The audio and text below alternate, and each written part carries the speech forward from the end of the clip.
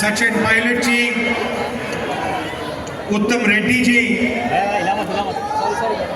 P Srinivas Reddy ji, B R Kadam जी,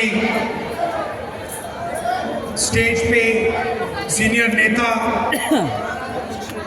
हमारे प्यारे कार्यकर्ता, गठबंधन के प्यारे कार्यकर्ता,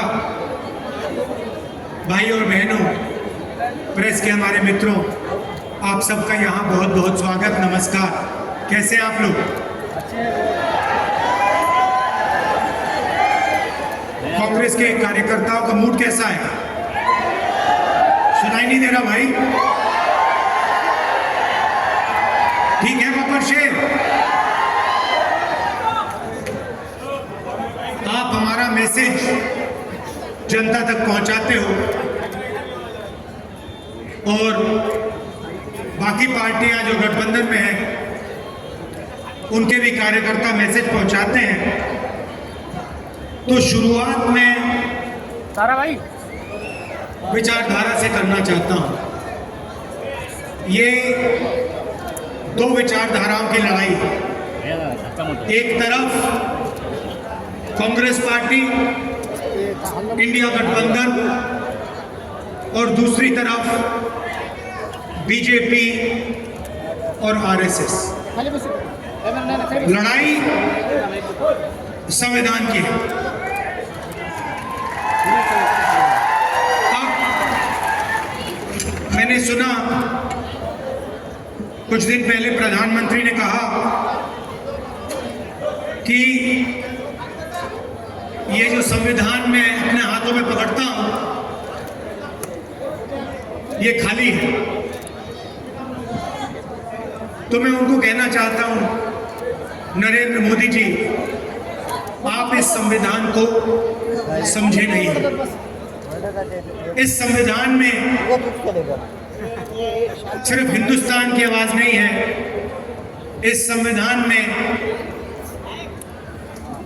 अंबेडकर जी, गांधी जी, फूले जी, बिरसा मुंडा जी, नारायण गुरु जी, बसवना जी, बुद्ध भगवान जी, इन सब की आवाज है। और इसको आप खाली इसलिए कहते हो क्योंकि आपने अपनी जिंदगी में ये किताब कभी नहीं पढ़ी। क्योंकि अगर आपने ये किताब पढ़ी होती तो जो आप करते हो आप कभी नहीं करते। भाई और बहनों, ये नई किताब नहीं है। इसके अंदर जो सोच है वो हजारों साल पुरानी सोच है। और कहा जा सकता है कि हिंदुस्तान का इतिहास, हिंदुस्तान की हिस्ट्री, हिंदुस्तान की जनता की आत्मा इस किताब में है। और कांग्रेस पार्टी इस किताब की रक्षा कर रही है। हम सब मिलकर, हमारे कार्यकर्ता इस किताब की रक्षा करते हैं। और बीजेपी के लोग, आरएसएस के लोग सामने से नहीं कह सकते, मगर छुपकर बंद कमरों में अंबेडकर जी के संविधान को खत्म करने की कोशिश करते हैं। सामने नहीं आ सकते, क्योंकि जिस दिन उन्होंने सामने कह दिया कि हमारे संगठन का लक्ष्य संविधान को नष्ट करने का है, खत्म करने का है, उसी दिन हिंदुस्तान की जनता एक साथ उनके खिलाफ खड़ी हो जाएगी। तो ये छुप कर ये काम करते हैं। देखिए, कॉन्स्टिट्यूशन से हिंदुस्तान की संस्थाएं निकलती हैं, बनती हैं। चाहे वो हमारा शिक्षा का सिस्टम हो, स्वास्थ्य का सिस्टम हो, सारा का सारा इसी किताब से बनता है। महाराष्ट्र में पैसा आता है आप जीएसटी देते हो, वो बढ़ता है। ये किताब करवाती है। विकास होता है, दलितों की रक्षा होती है, महिलाओं की रक्षा होती है, ये किताब करती है। और अगर गरीब लोगों को फायदा हुआ है, मनरेगा हो, भोजन का अधिकार हो, हरी क्रांति हो, सफेद क्रांति हो, इस किताब के बिना नहीं हो सकती। आप जानते हो इस देश में इस किताब से पहले क्या होता था। वोट मिलता है आपको, ये जो चुनाव हो रहा है इसी किताब के कारण हो रहा है। नरेंद्र मोदी जी ने 25 लोगों के 16 लाख करोड़ रुपए कर्जा माफ किया। 25 लोगों का। हिंदुस्तान के सबसे अमीर लोग हैं, उनका 16 लाख करोड़ रुपया कर्जा माफ किया। इस किताब में कहीं नहीं लिखा, इस किताब में कहीं नहीं लिखा कि 25 लोगों का 16 लाख करोड़ रुपया कर्जा माफ होना चाहिए और किसानों का, मजदूरों का, गरीबों का 1 रुपया नहीं माफ होना चाहिए। कहीं नहीं लिखा। आपकी सरकार छीनी गई, चोरी की गई। किसने चोरी की? आप क्या सोचते हो? नरेंद्र मोदी जी का उसमें हाथ नहीं था क्या? उनके नेता ने भी बोला है कि सरकार को गिराने की जो मीटिंग हुई थी उसमें अदानी जी बैठे थे। अदानी जी क्यों बैठे थे राजनीतिक मीटिंग में? क्योंकि वे धारावी चाहते हैं। 1 लाख करोड़ रुपए का फायदा इस सरकार ने अदानी जी को दिलवाया है। किसकी जमीन? आपकी जमीन। किसकी जमीन? गरीबों की जमीन, मजदूरों की जमीन आपसे छीन कर ले जा रहे हैं। कहीं नहीं लिखा संविधान में, कहीं नहीं लिखा है कि आपकी जमीन छीनी जानी चाहिए। हम जमीन अधिग्रहण बिल लाए आपकी जमीन की रक्षा करने के लिए।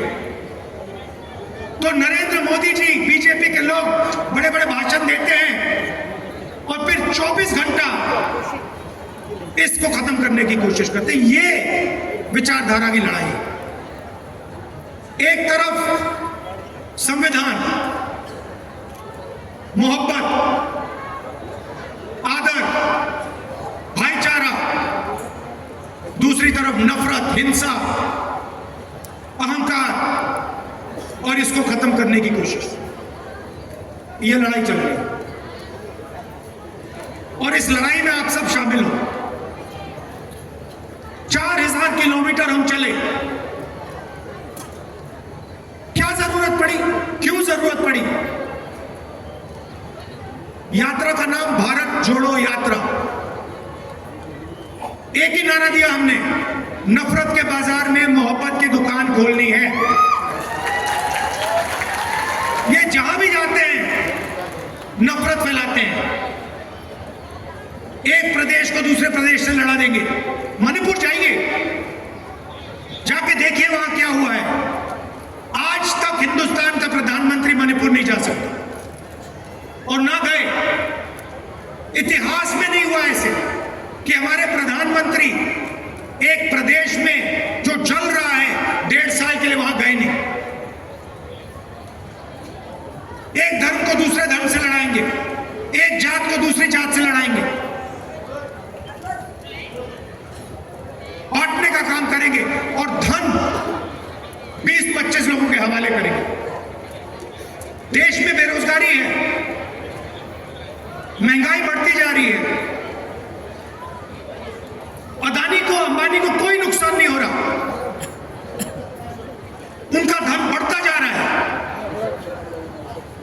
एयरपोर्ट मिल गए, पोर्ट्स मिल गए, सड़कें मिल गई, अब धारा भी दिया जा रहा है।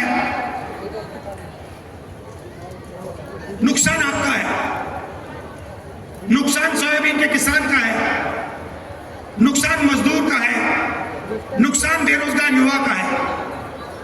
और आप लोग देखते रहते हो, आपके आंखों के सामने हो रहा है। और आप देखते रहते हो, धारा भी आपकी आंखों के सामने छीनी जा रही है। 1 लाख करोड़ रुपए, 70,000 करोड़ रुपए में हमने हिंदुस्तान के हर एक किसान का कर्जा माफ कर दिया था।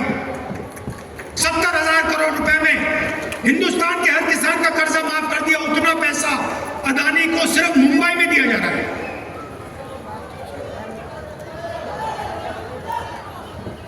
तो मैंने पार्लियामेंट में एक बात साफ कर दी। मैंने सवाल पूछा नरेंद्र मोदी से, नरेंद्र मोदी जी, आप जाति जनगणना क्यों नहीं कराना चाहते हो? पार्लियामेंट में उनके सामने पूछा मैंने। और आज मैं थोड़ा सा आपको जाति जनगणना के बारे में समझाना चाहता हूं। भाई और बहनों, देश में 15% दलित आबादी है, 8% आदिवासी है, 50% कम से कम पिछड़ा वर्ग है और 15% माइनॉरिटी है। कितना होता है? कितना बनता है? 15, 8, 50 और 15 कितना हुआ? कितना हुआ? ठीक है, ये है आपकी आबादी। अच्छा, सचमुच में पिछड़े कितने हैं किसी को नहीं मालूम। हम कहते हैं कि तकरीबन 50% है, मगर सच्चाई किसी को नहीं मालूम। ये हमारे मीडिया के मित्र हैं, इनको मैं मित्र कहता हूं, कहना पड़ता है। ये हमारे मित्र नहीं है, ये मोदी जी के मित्र हैं। आप मुझे एक बात बताओ, शाम को डिस्कशन चलेगा, देखिए मुस्कुरा रहे हैं, कह रहे हैं राहुल गांधी ने सही बात बोल दी। इनकी गलती नहीं है, इनको बेचारों को सैलरी लेनी है। तो इनका डिस्कशन होता है, शाम को बातचीत चलेगी, एंकर बोलेंगे राहुल गांधी ने ये बोला, नरेंद्र मोदी की फोटो दिखाएंगे। मैं आपसे पूछना चाहता हूं, ये जो सारे के सारे एंकर्स हैं, बड़े बड़े पत्रकार हैं, इनमें कोई पिछड़े वर्ग का है? कोई दलित है? कोई आदिवासी है? बड़ी बड़ी कंपनियों की लिस्ट निकालो आप, अदानी की कंपनी की लिस्ट निकालो, उनके सीनियर मैनेजर्स की लिस्ट निकालो, 200 सबसे बड़ी कंपनियों के मालिकों के नाम लो। मैंने किया और नाम में मुझे एक पिछड़े वर्ग का व्यक्ति दिखा दो। लिस्ट में एक पिछड़े वर्ग का व्यक्ति का नाम दिखा दो, एक दलित का नाम दिखा दो, एक आदिवासी का नाम दिखा दो। है ही नहीं। ना मीडिया में हो आप, ना कॉर्पोरेट इंडिया में हो, ना प्राइवेट अस्पताल आपके, ना प्राइवेट यूनिवर्सिटी कॉलेजेस आपके, ब्यूरोक्रेसी में आपके कोई नहीं। 90 लोग हिंदुस्तान का बजट बांटते हैं, आईएएस अफसर हैं। मैंने उनकी लिस्ट निकाली। मैंने कहा देखता हूं भैया, इनमें से कितने दलित, कितने आदिवासी, कितने पिछड़े। ये हिंदुस्तान का पूरा बजट बांटते हैं। जो आप पैसा जीएसटी में देते हो, जेब से निकालकर शर्ट खरीदते हो जीएसटी, पैंट खरीदते हो जीएसटी, मोबाइल फोन खरीदा जीएसटी, जितनी जीएसटी अदानी देता है उतनी आप देते हो। अगर आप शर्ट में 18% देते हो तो अदानी भी 18% देता है। वो अरबपति है, मगर जीएसटी एक ही देते हो। वो पैसा जाता है हिंदुस्तान की सरकार के पास, बंटता है। कौन बांटते हैं? मक्खन कौन बांटते हैं? 90 अफसर बांटते हैं। भाई और बहनों, मैंने लिस्ट निकाली। 90 में से ओबीसी कितने, दलित कितने, आदिवासी कितने, मैं बताता हूं। 90 में से एक आदिवासी है। और अगर 100 रुपए बंटते हैं बजट में, तो आदिवासी अफसर 10 पैसे बांटते हैं। 8% आबादी, 100 रुपए में से 10 पैसे भागीदारी। दलित है 15%, भागीदारी होनी चाहिए 15%। बजट बढ़ता है, दलित अफसर 3 है,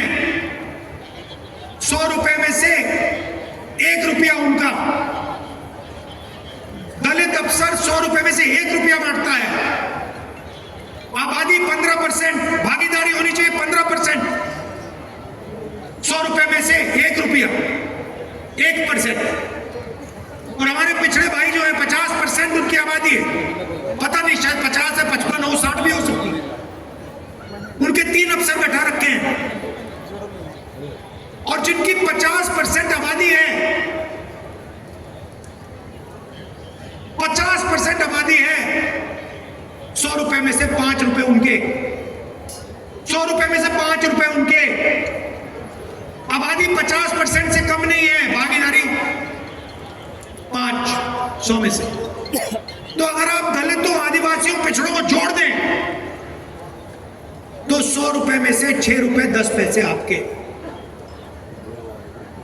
बात समझिए, आबादी आपकी 90%, भागीदारी आपकी 100 रुपए में से 6 रुपए 10 पैसे। और सारा का सारा पैसा, सारा का सारा फायदा उन्हीं 15-20 लोगों को जाता है, आपकी जेब से निकलता है, आपको शायद पता भी नहीं लगता। किसान खेती करता है, खून पसीना दे देता है, फिर जाकर बच्चे के लिए टी-शर्ट खरीदता है। शायद उसे यह भी नहीं मालूम कि जितना टैक्स वो दे रहा है, उतना ही टैक्स अदानी उसी टी-शर्ट के लिए अपने बच्चे को अगर खरीदता, अपने बच्चे के लिए खरीदता तो उतना ही टैक्स वो दे रहा। वो अरबपति है, उसके लाखों करोड़ रुपए माफ हो रहे हैं, उसको धारा भी दी जा रही है, मगर टी-शर्ट खरीदेगा अपने बच्चे के लिए तो जितना टैक्स हिंदुस्तान का सबसे गरीब किसान देगा, उतनी टैक्स वो देगा। क्या मतलब है इसका? कहीं नहीं लिखा है इसमें लिखा है सब समान है। इसमें लिखा है कि अगर अरबपतियों का कर्जा माफ होगा तो किसानों का भी कर्जा माफ होना चाहिए।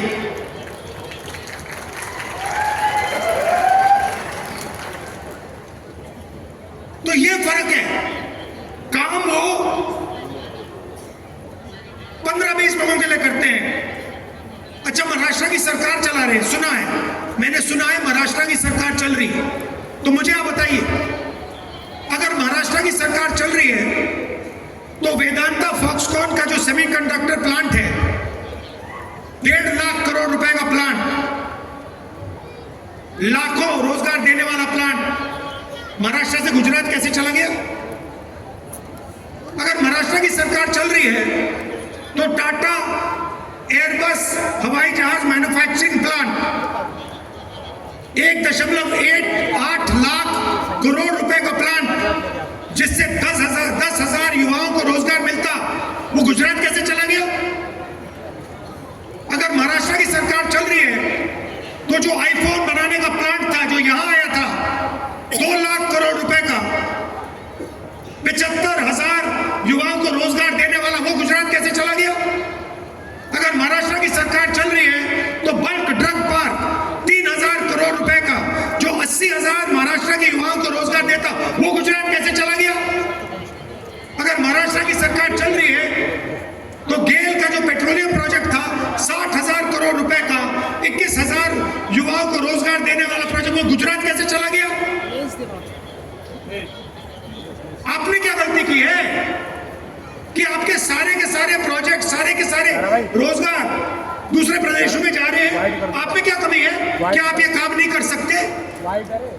आप कुछ भी कर सकते हो, आप में क्षमता है, आप में एनर्जी है, आप में कैपेबिलिटी है, मगर आपके सारे के सारे प्रोजेक्ट्स यहां से छीन कर एक के बाद एक दूसरे स्टेट में जा रहे हैं।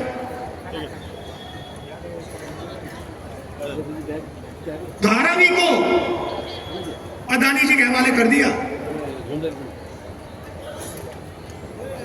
सरकार आपकी नहीं है, सरकार महाराष्ट्र की नहीं है, सरकार महाराष्ट्र के युवाओं की नहीं है, सरकार अदानी की है। उसने खरीदी है आपकी सरकार। एमएलए खरीदवाए, मीटिंग में बैठा, यह सच्चाई है। तो हमने मन बना लिया है, अगर वो अरबपतियों को पैसा दे सकते हैं, तो इंडिया गठबंधन की सरकार महाराष्ट्र के किसानों को, युवाओं को, मजदूरों को पैसा दे सकती है। हमें मालूम है कैसे करना है। तो सरकार आने के एकदम बाद महिलाओं से कहना चाहता हूं, शुरुआत आपसे होगी। पहले तारीख हर महीना आपके बैंक अकाउंट में खटाखट 3,000 रुपए अंदर, 3,000 रुपए अंदर।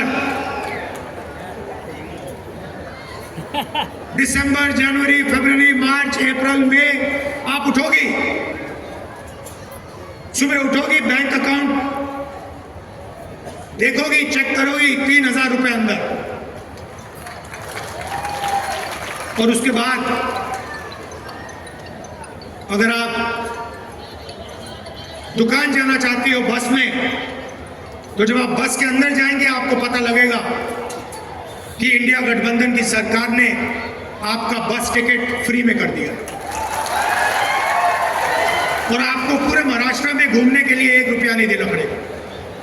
बस में आप फ्री में घूमेंगी और हर सुबह 3,000 रुपए आपके बैंक अकाउंट में मिलेगा हर महीने। अब हमारे किसान भाई कहेंगे, राहुल जी ये क्या किया आपने महिलाओं का बस टिकट फ्री कर दिया और उनके बैंक अकाउंट में 3,000 रुपए हर महीने डाल रहे हो। हमारा क्या होगा मैं आपको बताता हूं। महाराष्ट्र के किसानों का 3 लाख रुपए तक का कर्जा माफ होगा और यहां हमारे सोयाबीन के किसान हैं, बाकी महाराष्ट्र में कपास, धान के किसान हैं। आपको सही एमएसपी मिलेगी, सही दाम मिलेगा आपकी मेहनत के लिए। कास्ट सेंसस की मैंने बात की, जाति जनगणना से ये पता लग जाएगा दलित कितने, आदिवासी कितने, पिछड़े कितने, भागीदारी कितनी है पता लग जाएगी। हर संस्था में हम पता लगाएंगे दलित कितने, आदिवासी कितने, पिछड़े कितने, और आपको पता लग जाएगा आपकी भागीदारी कितनी है। पार्लियामेंट में साफ बोल दिया, महाराष्ट्र में भी कराएंगे। पार्लियामेंट में नेशनल सेंसस कराएंगे, कास्ट सेंसस। मैंने मोदी जी के सामने बोला, मोदी जी अगर आप नहीं करोगे तो हम जाति जनगणना लोकसभा में, राज्यसभा में करा के दिखाएंगे। और ये जो 50% की दीवार बना रखी है कि रिजर्वेशन 50% से ज्यादा नहीं होगा, इस दीवार को भी लोकसभा में, राज्यसभा में कांग्रेस पार्टी, इंडिया गठबंधन तोड़ के परे करेगी। कैसे नहीं होगा 50% से ज्यादा रिजर्वेशन? हम करवा के दिखाएंगे 50% से ज्यादा रिजर्वेशन। आपकी आबादी 90% है,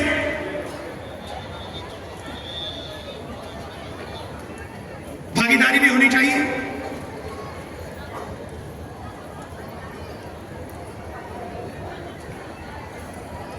गरीब लोगों को सबसे ज्यादा कष्ट स्वास्थ्य के कारण होता है। चोट लग जाती है, दिल का दौरा हो जाता है, किसी को कैंसर हो जाता है, किडनी की बीमारी हो जाती है, लिवर की बीमारी हो जाती है। आप प्राइवेट अस्पताल में जाते हो, वही 20-25 अरबपतियों के प्राइवेट अस्पताल में आपसे लाखों रुपए लिया जाता है। टेस्ट होते हैं, MRI होता है, अस्पताल के बाहर आते हो, बिल देखते हो, लाखों रुपए निकल जाते हैं जेब से। इसीलिए हमारी सरकार, कांग्रेस पार्टी, इंडिया गठबंधन की सरकार महाराष्ट्र के गरीब लोगों को 25 लाख रुपए तक का हेल्थ इंश्योरेंस देने जा रही है। आप बीमार होंगे, गरीब से गरीब किसान, बेरोजगार युवा गरीब से गरीब मजदूर बीमार होगा, आप अस्पताल में जाओगे, स्टेंट लगवाओगे, वैल्व बदलोगे, ट्रांसप्लांट कराओगे, 25 लाख रुपए सरकार आपको इलाज के लिए देगी। तो जो आपको कर्ज लेना पड़ता है वो आपको नहीं लेना पड़ेगा। हमारी सरकार गरीबों की सरकार है, अदानी अंबानी की सरकार नहीं होगी। और ये सोच रहे हैं कि धारावी फ्री में ऐसे ही ये अदानी जी को मिल जाएगा। इनको मालूम नहीं कि महाराष्ट्र की जनता, कांग्रेस पार्टी, राहुल गांधी यहां इस साइड खड़े हुए हैं, ऐसे नहीं मिलने वाला। ये महाराष्ट्र के गरीब लोगों की जमीन है, उनकी मेहनत की जमीन है। हम जमीन अधिग्रहण बिल लाए थे, हम किसानों की, गरीबों की रक्षा करते हैं, इसीलिए पूरा का पूरा सपोर्ट नरेंद्र मोदी जी को दिया जा रहा है। दोस्ती है उनकी। सरकार आपकी इसलिए गिराई गई। अदानी जी मीटिंग में बैठे थे, साफ बोला, क्यों बैठे थे मीटिंग में? धारावी 1 लाख करोड़ रुपए के लिए बैठे थे मीटिंग में। आपकी जमीन, आपका भविष्य और युवाओं के लिए जो नरेंद्र मोदी जी ने बेरोजगारी फैला रखी है सब जगह, स्मॉल मीडियम इंडस्ट्री बंद कर दी, किसानों को सही पैसा नहीं देते, सही दाम नहीं देते, जीएसटी, गलत जीएसटी लागू कर दी, नोटबंदी लागू कर दिया। ये हथियार है। आप ये मत सोचिए कि ये योजनाएं हैं। ये छोटे व्यापारियों को मारने के हथियार हैं, ये किसानों को मारने के हथियार हैं। तो रोजगार पैदा ही नहीं होता। तो इसीलिए हमने कहा है कि 2.5 लाख सरकारी नौकरियां जो महाराष्ट्र की सरकार ने आपको नहीं दी है, वो हम चुनाव जीतते ही 2.5 लाख नौकरियां महाराष्ट्र के युवाओं को दे देंगे। हर जात को, गरीब से गरीब लोगों को, और 4,000 रुपए हर महीने अलाउंस जो हमारे बेरोजगार युवा हैं उनको उस दिन तक मिलेगा जब तक वो बेरोजगार है। भाइयों और बहनों, जो मैंने शुरुआत में बात बोली थी, लड़ाई अंबेडकर जी के संविधान को बचाने की है। फूले जी, नारायण गुरु जी, शिवाजी महाराज, महात्मा गांधी, बुद्ध भगवान, इनकी सोच की रक्षा की लड़ाई है। आप जानते हो कि आरएसएस की सोच इन सब के खिलाफ है। आप जानते हो कि आरएसएस इसको खत्म करना चाहते हैं। हर गरीब व्यक्ति जानता है कि आरएसएस इसको खत्म करना चाहते हैं। उनके नेता ने कहा है कि ये तो खाली है, ये देखो खाली है, देखो ये देखो खाली। उनके नेता कहते हैं कि ये खाली है। ये खाली नहीं है, इसमें हिंदुस्तान की हिस्ट्री है, हिंदुस्तान के महापुरुषों की सोच है। ये है ये किताब, और इसको ये खत्म करना चाह रहे हैं। हम इसको कभी खत्म होने नहीं देंगे, सवाल नहीं उठता। तो ये मैं आपसे कहना चाहता था। आप दूर दूर से आए, कष्ट उठाया आपने, इसके लिए मैं आपको दिल से धन्यवाद करता हूं। नमस्कार, जय महाराष्ट्र, जय हिंद।